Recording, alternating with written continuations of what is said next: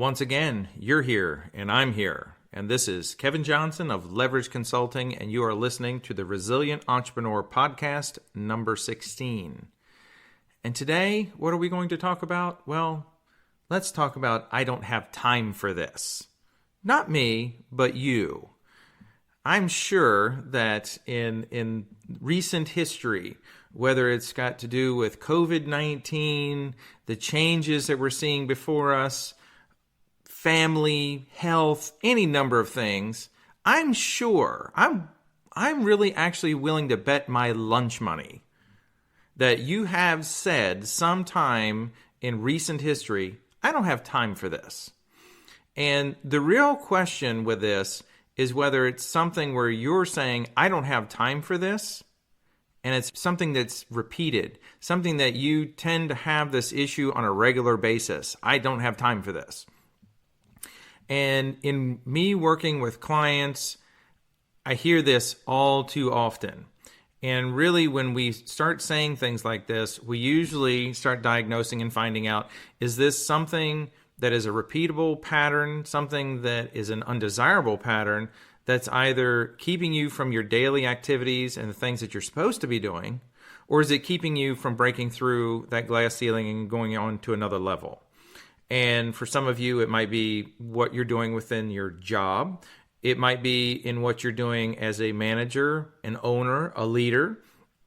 And really, we have to back up and start looking at what do you have time for? Because all too often, when we start diagnosing this, we end up having time to be a firefighter on a very regular basis. And being a firefighter, it is an awesome profession. But in terms of being a work style that you may have, again, as an employee or an owner or a manager, that's not a good place to be. We all get into firefighter mode once in a blue moon, but being a firefighter on a regular daily basis, not a good thing. That's where we get stressed. This is where we fall behind. This is where the desk gets piled up. This is where things get missed. And really, you have to start looking back at what do you have time for? What are you going to make time for?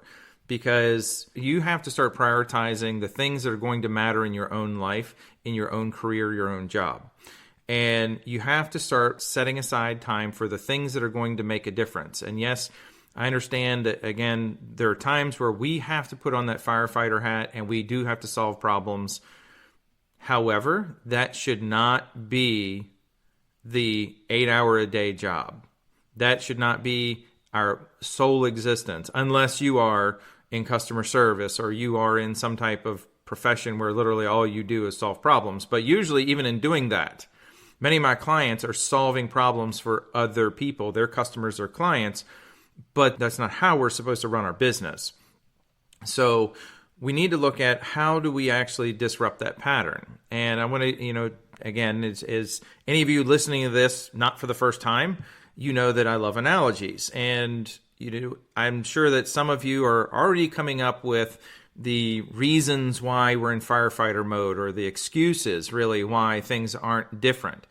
And I'm sure everyone listening to this has been in the presence of a 5-year-old who got a hold of some type of electronic device, be it a phone, a tablet, or something.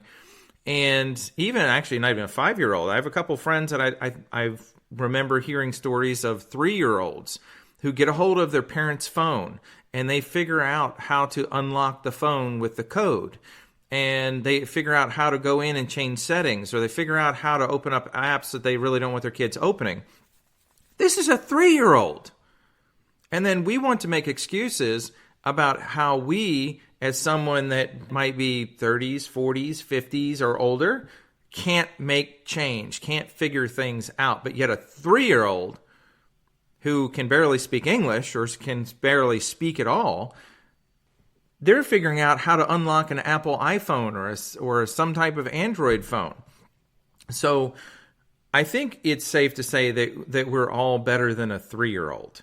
And what we're really looking to do is disrupt the patterns that we have in our day-to-day basis. And earlier when I said, do you find yourself in that mode 8 hours a day, you have to figure out when you're going to take control of the treadmill. Because if you don't, you're going to be on the treadmill every day. It's not going to change. The view is not going to change. So you need to figure out, number one, the plan that's going to get you off the treadmill, or at least get you in control of the treadmill. And then you need to determine whether you're going to do this on your own, or you're going to find an expert that's going to help you do this. And sometimes that expert might be the one that has already been there and done that.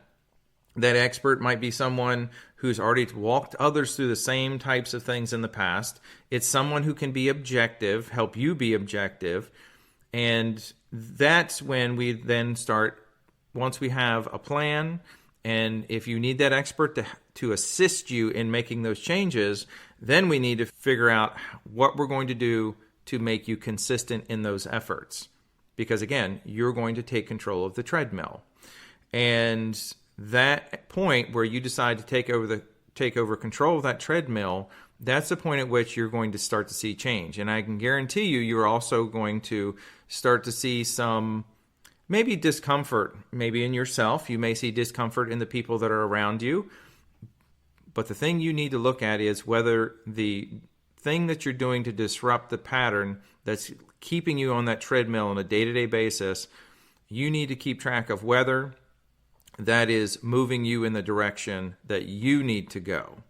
And sometimes that might be empowering other people. Sometimes that might be refraining from enabling other people. I mean, one of the most common things I see on a day-to-day basis with clients and their managers or the key people in their practice, the key people in their business, is that they have some go-to people.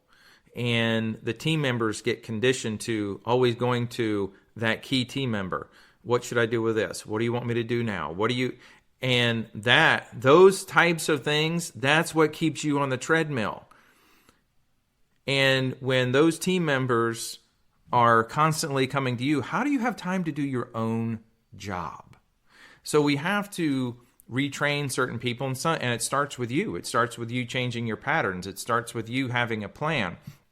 And some of that is going to come, like I said, from having a plan that is clear and concise in the sense that it should not be this long, complex plan. It should be most times 3 or 4 or 5 bullet points, definitely no more than 10, because you are not going to make 10 changes at one time.